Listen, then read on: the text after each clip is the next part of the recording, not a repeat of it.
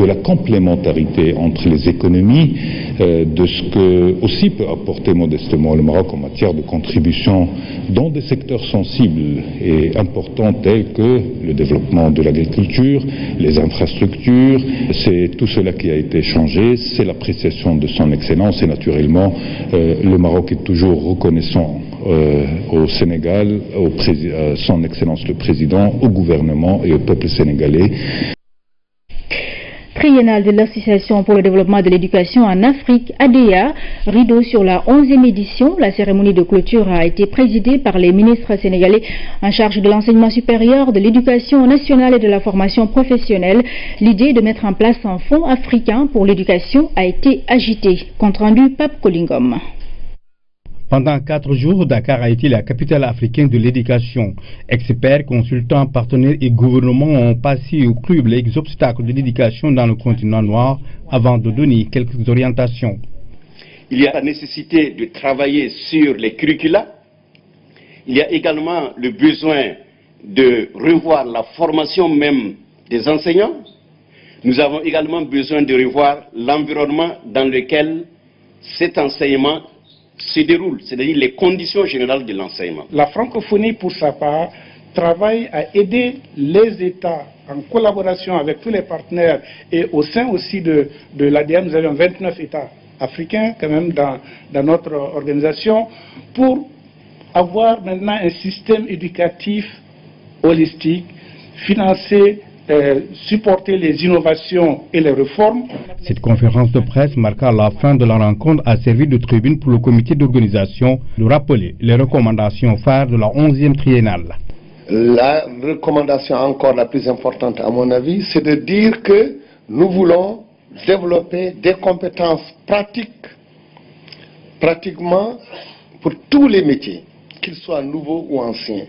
Et enfin intégrer dans ce qu'on est en train de faire, l'apprentissage. Nous avons parlé des langues nationales, nous avons parlé du genre. L'apprentissage dans nos structures traditionnellement qui formaient également beaucoup de jeunes dans les sciences et dans nos techniques. Parmi ces recommandations, l'idée de mettre en place d'un fonds africain pour l'éducation a été la principale. L'idée du fonds a été discutée en réunion et que par rapport au mécanisme de fonctionnement et d'opérationnalisation de ce fonds, en fait, c'est ce volet qui constitue la prochaine étape à faire. Les documents ont été fournis aux représentants des pays, aux ministres qui vont faire leur consultation interne et revenir à l'ADEA par rapport à leurs idées sur qui va gérer ce fonds.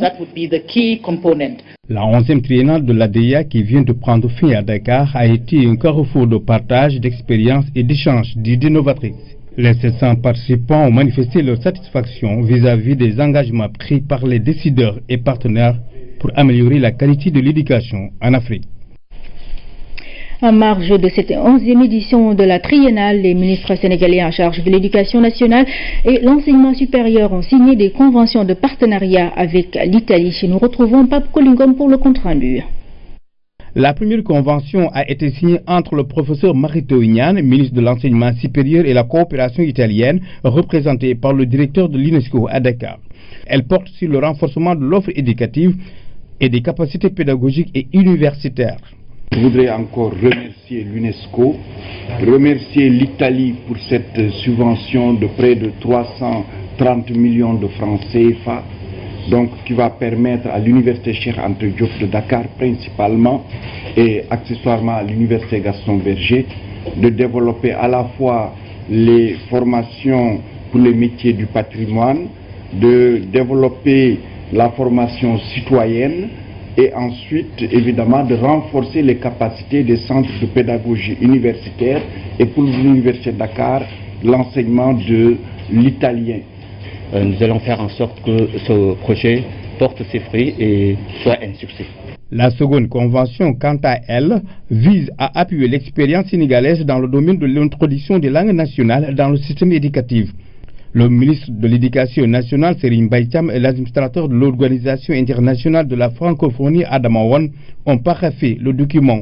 Dans le cadre d'un enseignement bilingue, Donc nous avons aujourd'hui signé des conventions qui rentrent dans le cadre de ce programme, École et langue nationale, introduction des langues nationales à l'école. Mais ce n'est pas la seule coopération que nous avons avec l'OIF.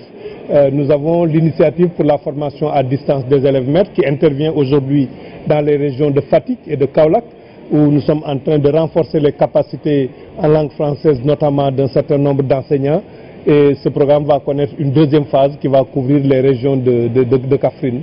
Et nous avons aussi l'Institut francophone pour l'enseignement et la formation qui va s'installer à Dakar à partir de l'année prochaine. Le montant du financement de 300 000 €. Pour nous, c'est un petit geste que de pouvoir contribuer au programme ELAN, qui est un de nos programmes phares, un des programmes d'innovation en matière d'éducation, et c'est ça dans le cadre de la triennale de l'ADEA à Dakar. Ainsi donc, la triennale de Dakar a été une belle opportunité pour le Sénégal. Au-delà des défis de l'organisation et de la participation, notre pays a aussi gagné en termes de partenariat. Santé, sécurité sanitaire des aliments, le Comité national du Codex Alimentarius a organisé un forum de sensibilisation avec divers acteurs, dont le ministère du Commerce. Les maladies d'origine alimentaire sont nombreuses et vont des diarrhées au cancer. Depuis 1983, le Sénégal s'est doté d'un Comité national du Codex. Aujourd'hui, il est question de redynamiser ses activités pour une meilleure protection des consommateurs. Les détails avec Oumar Diaw. Ce premier forum national de sensibilisation sur le Codex Alimentarius a réuni des représentants d'institutions nationales, d'associations de consommateurs et une grande diversité d'acteurs de la chaîne alimentaire. Disposer d'une alimentation saine est un droit universellement reconnu et cela passe par l'hygiène. Nous devons faire de sorte que les populations soient protégées par ce qui se fait au niveau local. La propriété est quelque chose d'indispensable, surtout quand on vend des denrées alimentaires. Des règles d'hygiène très simples permettent de baisser les risques sanitaires associés à l'alimentation. Mais à l'échelle du monde, les statistiques poussent à ne pas vouloir manger. Selon les estimations de l'OMS en 2015, au niveau mondial, presque une personne sur 10 tombe malade chaque année à cause des maladies d'origine alimentaire. Quelques 420 000 décès sont ainsi enregistrés chaque année, dont les 3/4 en Afrique. Il est temps d'améliorer la sécurité sanitaire des aliments pour une meilleure protection des consommateurs. La protection de la santé de nos populations ainsi que l'accès de nos produits alimentaires sur le marché international dépendront en grande partie de nos capacités à respecter les exigences réglementaires basées généralement sur des normes établies sur la base des travaux d'organisations normatives telles que la commission du Codex. Les questions de sécurité, qu'elles soient générales ou rapportées à un domaine précis, nécessitent une grande coordination. C'est une responsabilité partagée des acteurs. Il est donc essentiel que les différentes parties prenantes s'engagent à assumer pleinement leurs responsabilités communes de manière coordonnée. C'est dire l'importance d'un cadre comme le Codex Alimentarius, dont le rôle principal est d'élaborer des spécifications fondamentales d'hygiène applicables à tous les aliments. On ne peut pas normaliser sans regarder les impacts sur l'économie du pays. C'est un organe pour défendre l'intérêt du pays. Dans le fonctionnement, il faut des moyens. Les moyens de la structure restent bien en deçà de ses missions dans un contexte d'accroissement constant des besoins de sécurité alimentaire et de conquête des marchés extérieurs. Place à la série Riziculture. Je le disais en titre, les investisseurs privés sont en train de réaliser des infrastructures dans le delta du fleuve Sénégal. Il s'agit pour l'essentiel des unités de transformation participant ainsi à l'amélioration de la qualité du riz local. Des particuliers utilisent aussi leurs moyens financiers pour l'aménagement des terres cultivables afin d'accroître la production nationale. Reportage signé Diana Badia. Cet ultra-léger motorisé survole 1100 hectares de casiers rizicoles dans la commune de Diamant. Il est utilisé pour les semis, l'épandage et la surveillance du riz contre les mange-mille. Toutes ces superficies sont exploitées par la compagnie agricole de Saint-Louis, CASL, des privés qui sont venus pour aider le Sénégal à atteindre l'autosuffisance en riz. On a négocié nous-mêmes nos propres terres, on aménage nous-mêmes nos propres casiers rizicoles et on veut aussi transformer nous-mêmes notre propre riz. CASL a démarré en 2013 avec 53 hectares et aménage chaque jour plus de terres. Son objectif final est de cultiver 4000 hectares en double culture. Une ambition qui ne peut se réaliser qu'avec la disponibilité de terres cultivables. Le riz est une céréale et la céréale, on a besoin d'avoir beaucoup d'hectares de terre pour pouvoir la cultiver correctement. Le maraîchage, il fait à peu près 80 tonnes par hectare. Nous, on en fait 6 tonnes par hectare à peu près en moyenne. Donc on n'est pas dans les mêmes proportions. Il faut donc beaucoup d'espace pour faire du riz en quantité suffisante. Un riz paddy de qualité a aussi besoin d'être transformé en riz blanc dans les meilleures conditions. Certains particuliers investissent le créneau. C'est le cas de CMG Agro-Industrie qui est installé dans la commune de Ross Béthio en décembre 2016. Avec une capacité de stockage de 1020 tonnes, l'usine fonctionne 6 heures sur 24 et transforme 3 tonnes par heure. Nous avons 2 lasers et cela veut dire qu'on fait passer le riz 2 fois sur le laser, donc ça fait ce que les gens appellent double torsex. C'est exactement ce que nous faisons au Sénégal. C'est du riz frais, neuf, mais transformé dans les conditions optimales avec des unités modernes. Des producteurs de la filière ont tendance à investir le secteur de la transformation, une façon de maîtriser toute la chaîne. CASL est dans cette voie avec son usine en cours d'installation à Ross Béthio. Notre objectif, c'est d'avoisiner les 100 000 tonnes de riz paddy par an pour produire à peu près 65 000 tonnes de riz blanc. Les agro-industriels se dotent de plus en plus de moyens pour accroître la production et améliorer la qualité du riz local. Des efforts parfois entravés par la préférence de la majorité des Sénégalais pour le riz brisé. 60% à 65% du paddy sort du riz entier. Il faut que les gens comprennent que le riz entier, dans l'usine, on ne décrète pas de faire du riz entier ou du riz brisé. Il y a des possibilités d'augmenter le taux de brisure ou de baisser le taux d'entier, mais c'est des techniques qui vont à l'encontre du rendement à l'usinage. L'exonération de la TVA et le coût de l'électricité font partie des préoccupations des promoteurs privés. Malgré ces difficultés, des infrastructures d'envergure sont réalisées dans le Nord pour accompagner l'État à développer la filière rizicole. D'autres aspects de la riziculture dans nos prochaines éditions.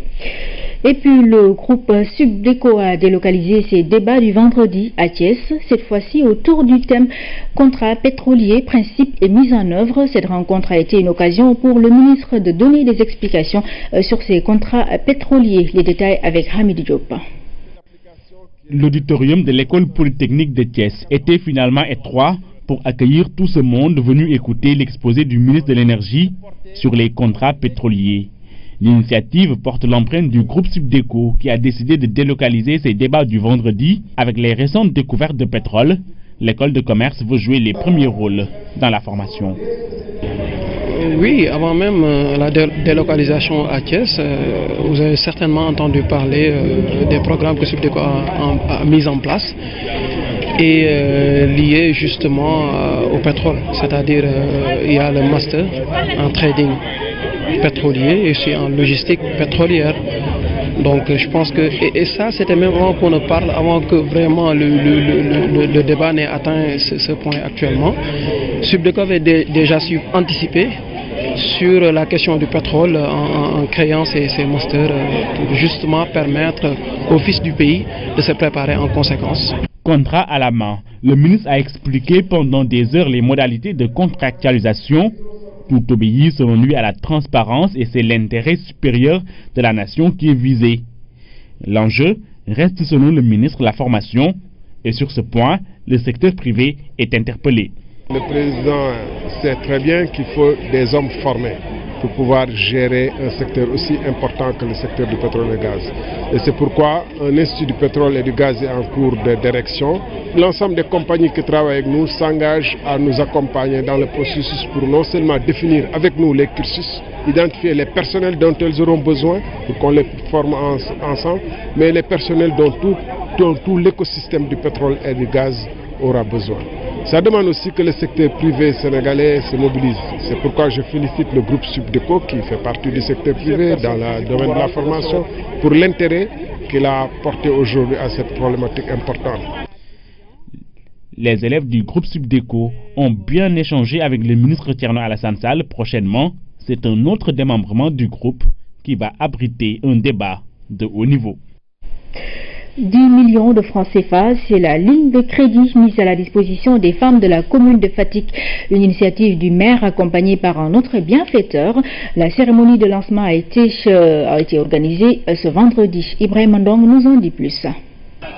Ambiance des grands jours, mobilisation de la commune de Fatick pour accueillir le ministre des Sports, non moins maire de la commune. Cet après-midi, les femmes sont à l'honneur, un jour pas comme les autres. Au menu, la cérémonie du lancement des financements destinés aux femmes de Fatick. Pour l'occasion, le centre culturel était le point de convergence.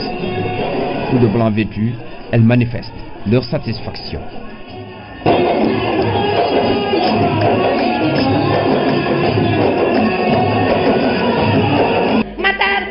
Le ministre Matarba a clairement affiché sa volonté de soutenir les femmes dans le but de concrétiser leurs projets.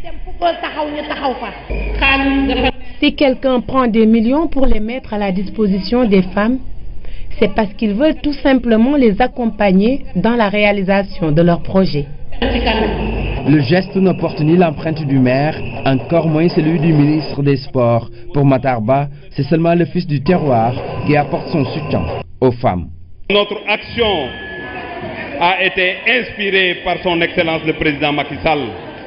C'est pourquoi nous avons pris de notre argent pour accompagner les femmes de Fatick, mais aussi remercier mon cher ami Mbaye Faye qui a mis 5 millions. Le chèque est là que je vais remettre tout à l'heure. Une ligne de crédit destinée à toutes les femmes de la commune sans distinction aucune. À cela s'ajoute un taux d'intérêt abordable.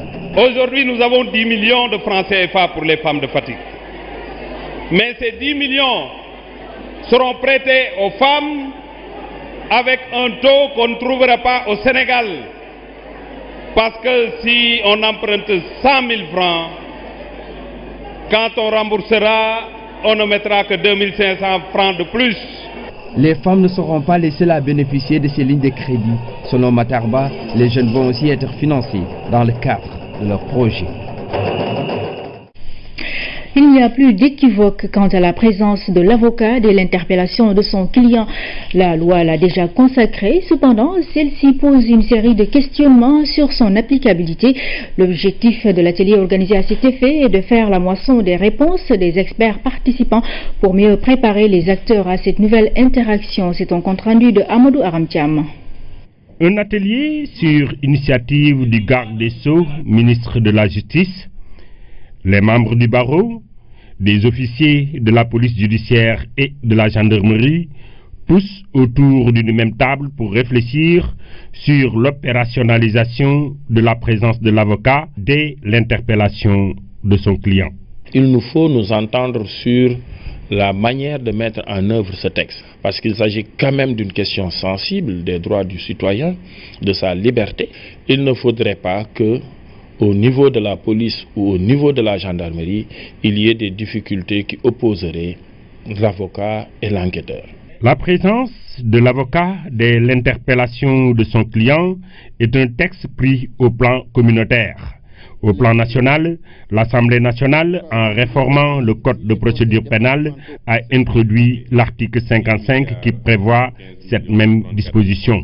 Cependant, son application rencontre parfois des résistances liées à son interprétation. Il y avait la notion de garde à vue. Est-ce que simplement il fallait associer la présence de l'avocat à la garde à vue? On sait que le terme d'interpellation est plus large. Nous avons aujourd'hui toute une série d'experts qui pendant la journée vont essayer d'expliciter les termes. Le règlement 5CM-UMOA est une règle communautaire qui s'applique à tous les États. Le droit d'accéder à un conseil dès l'interpellation est déjà acté au Sénégal. Une avancée majeure du Code de procédure pénale qui va bousculer les habitudes. Et devra conduire à des changements dans l'approche procédurale de l'OPJ. Mais il ne doit pas être perçu comme une restriction des attributions de l'OPJ, ni un empiètement sur un domaine réservé qui remettrait en cause ou compromettrait l'efficacité des enquêtes. Pour cela, il est nécessaire de définir un cadre de collaboration entre les acteurs. Une collaboration efficiente pour rendre la justice et appliquer la loi avec bonne foi. Et puis cette réflexion autour du plan de développement stratégique 2017-2021 du Comité sénégalais des droits de l'homme, le secteur minier constitue l'axe prioritaire. Acteurs et partenaires ont pris part aux travaux. C'est un compte rendu signé Fatoumata Savané. Acteurs des droits humains et partenaires techniques et financiers se sont réunis sur 2 jours pour finaliser le plan de développement stratégique 2017-2021. Le Comité sénégalais des droits de l'homme se veut efficace pour renforcer son rôle et tracer sa feuille de route afin de réussir sa mission. Nous sommes interpellés par toutes les questions relatives aux droits de l'homme, sans exception. Mais nous devons donc intervenir dans le cadre de la promotion, mais également dans le cadre de la protection.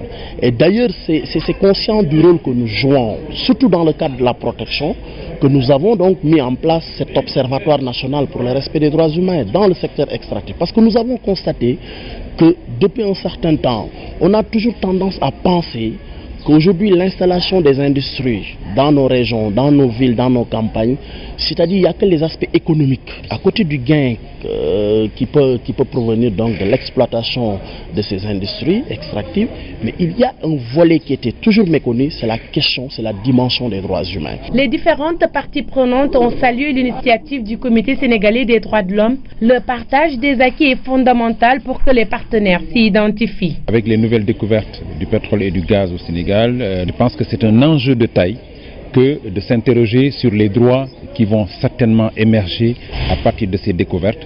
Et c'est tout l'enjeu stratégique communicationnel qu'il faut inaugurer. Et comment positionner dans le plan stratégique du Comité sénégalais tout ce qui est droit de l'enfant et de la femme. Parce que souvent, on parle de droits humains de manière générale, mais on ne met pas trop l'accent sur la composante femme et enfant qui, pour nous, est essentielle dans tout ce que le comité fait.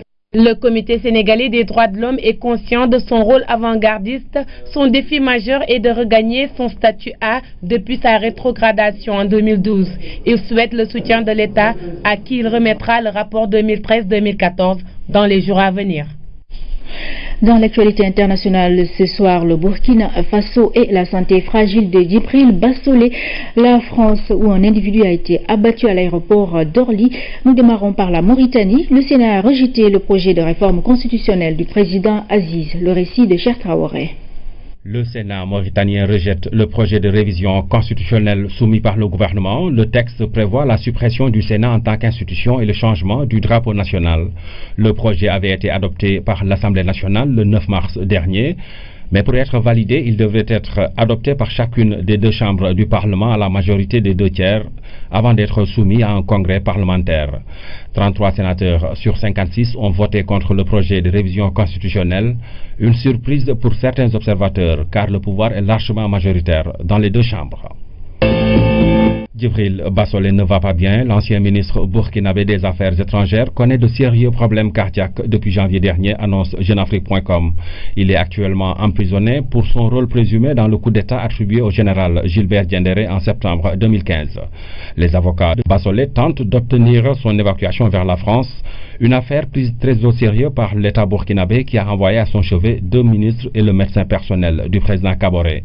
La question relève désormais du ressort de la justice. En France, un homme a été abattu samedi matin à l'aéroport d'Orly. Il avait tenté de s'emparer de l'arme d'une militaire en patrouille. L'homme, connu des services de police, avait auparavant tiré sur un policier en Seine-Saint-Denis avant de fuir vers l'aéroport. Il était recherché par la police judiciaire pour des faits de vol à main armée. En sport, le Sénégal a perdu son 2e match du tournoi de la zone 2 qualificatif à l'Afro-Basket 2017. Les Lions se sont inclinés devant la Guinée 55-68. C'était ce samedi après-midi à Bamako. Les temps forts avec Thierno Diallo. Contre la Guinée, le Sénégal a enregistré sa première contre-performance dans ce tournoi à l'aide de la zone 2. Une défaite 55-68, soit 13 points d'écart. Dès l'entame du match, les Lions déroulent leur jeu et enchaînent les paniers.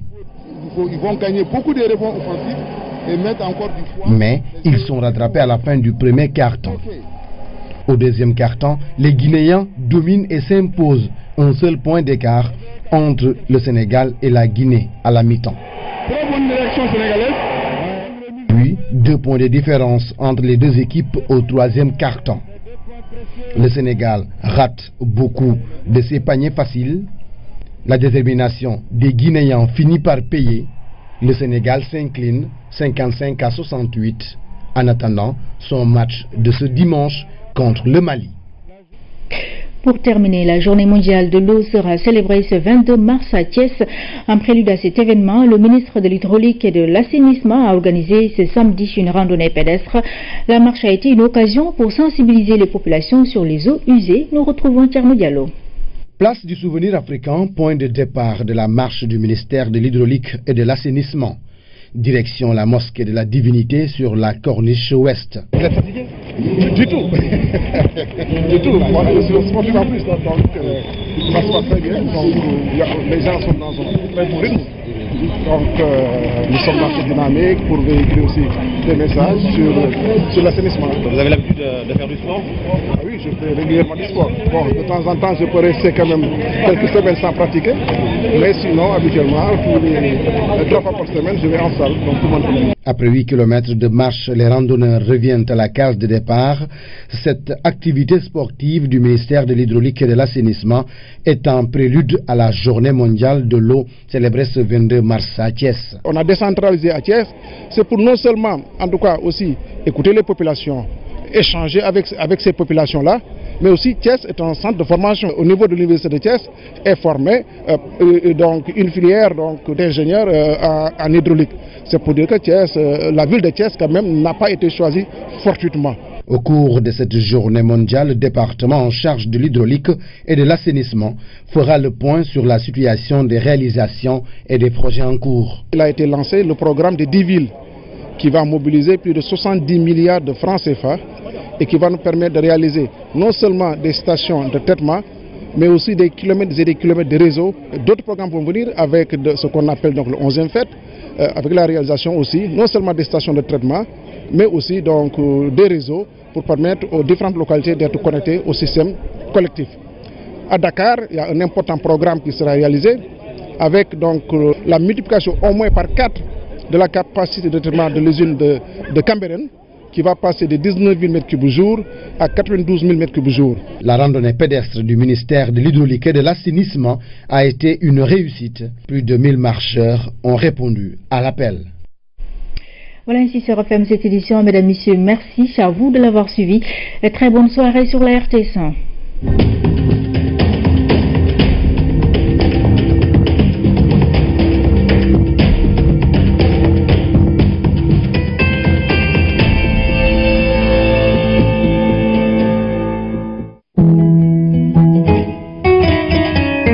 La météo vous est offerte par Bank of Africa.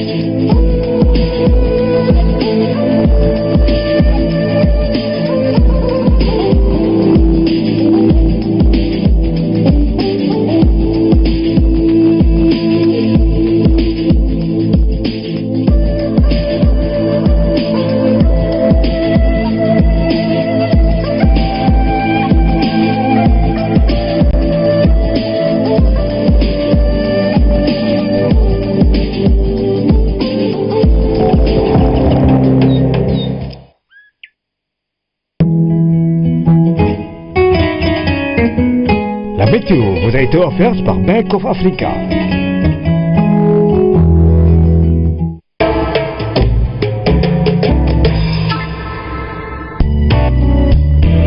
Le groupe Supéco Dakar organise la 7e édition de son forum École-entreprise les 21 et 22 mars 2017 à la Chambre de commerce de Dakar, sous la présidence effective de M. Mohamed Boun Abdallah Dionne, Premier ministre, et le haut parrainage des organisations patronales, en présence de nombreux chefs d'entreprise, d'autorités publiques et de représentants diplomatiques. Ce forum, carrefour d'opportunités, offre aux entreprises en un même temps élu la possibilité à la fois de recruter de jeunes talents et d'avoir une visibilité accrue. À cette occasion, les étudiants diplômés ou porteurs de projets pourront faire la démonstration de leur potentiel. Rendez-vous désormais incontournable, le forum École-entreprise vous accueille les 21 et 22 mars 2017. Le groupe Supéco Dakar, compétences, intégrité, leadership.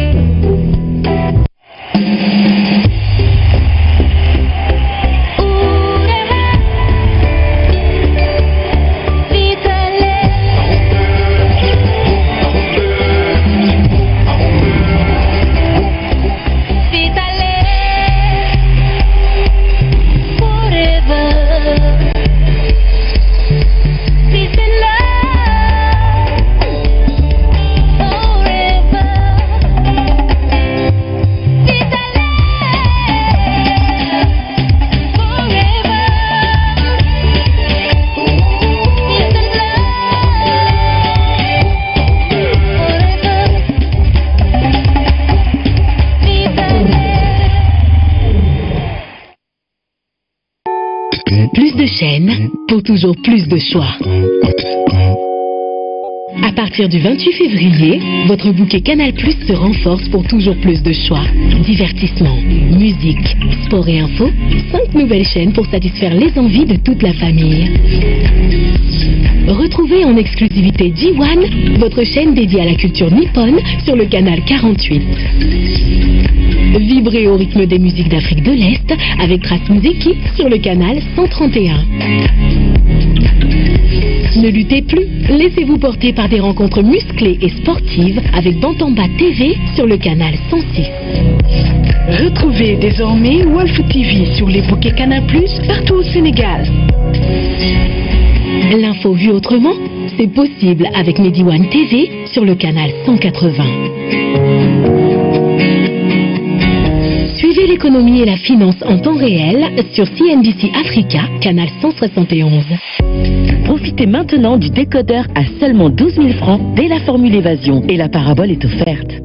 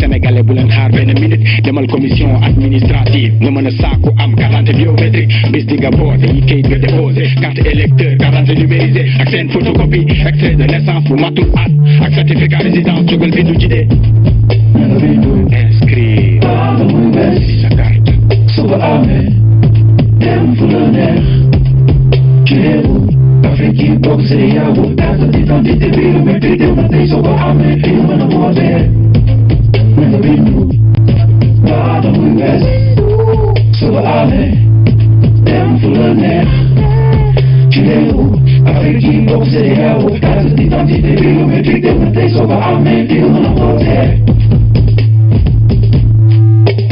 Bindul, bindul, bindul, bindul gaaw. Sénégalais jógal. Bindul, bindul, bindul, bindul gaaw. Wala muy naaj. Bindul, bindul, bindul.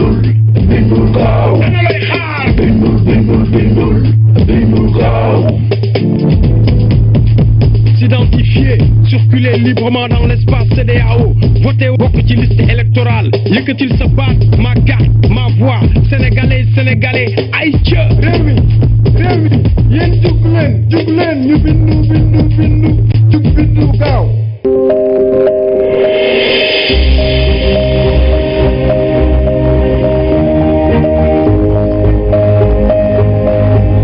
Les 15 et 16 avril 2017, retrouvez la première édition du Marathon international de Dakar. Un événement unique et populaire à ne manquer sous aucun prétexte.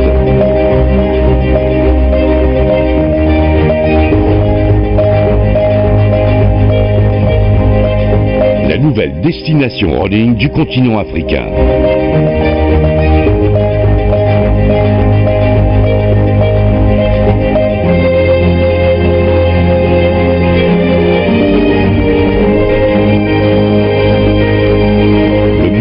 De Dakar, au cœur de la ville, au cœur de l'émotion.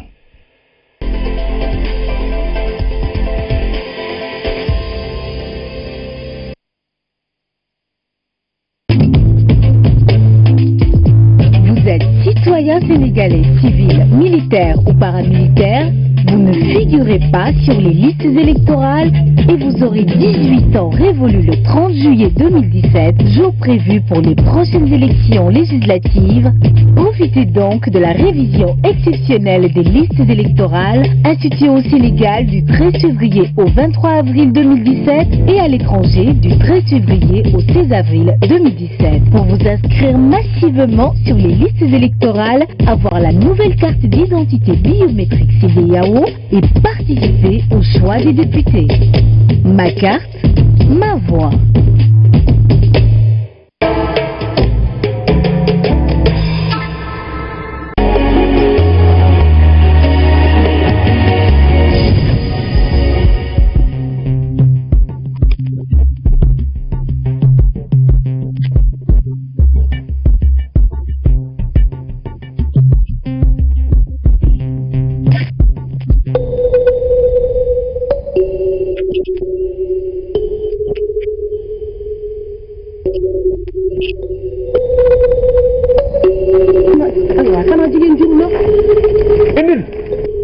jooju ne ci doo loo xam wee balaa nga cee jot di nga pikiru di nga ñàkku di nga naani doom ay ilaaha illallah maa la ko wax man loolu waaw sama alal ji dinaa si jot si nii wala si nele lu yëngatu la am lu ko yëngal de bu ngelaw yëngoo dama am lu ko yëngal waaye sa xol bu yëngoo am na lu ko yëngalit li ñëpp doon xaar yegg si na ma rek jóg yëngal ngewal waaye jëlal ma ni kenn nu dafi wax lii lépp yawa ko seddul du am su doon ne ku mu neex rek jàpp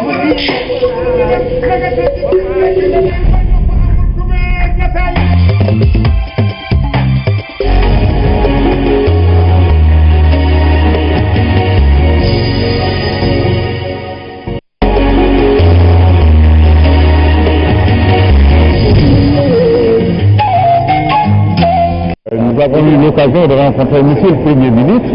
A une chance, M. le Premier ministre, le Sénégal, la France, des amis. Un petit commentaire. C'est Cazeneuve, mon fils Egnon, Tassante Vite, radio-télévision du Sénégal. Mom, Kharitou, Sénégal. Kon nag am na solo lool ñu dajeeg moom ñu nangul ñu loolu tamit ñu ngi fi sant loolu dafa wone rek leadership bu Sénégal. Ko tàmbaleeg léegi at mu jot ñu ñëw ci waaye gis nañ ci ay yokkute yoo xam ne lu am feeñ na ci mbayum Sénégal ndax ku xool stand ren yi ak produit yi ñu ci teg ak emballage yi ak xeet yi bokkul yi wane na ne Sénégal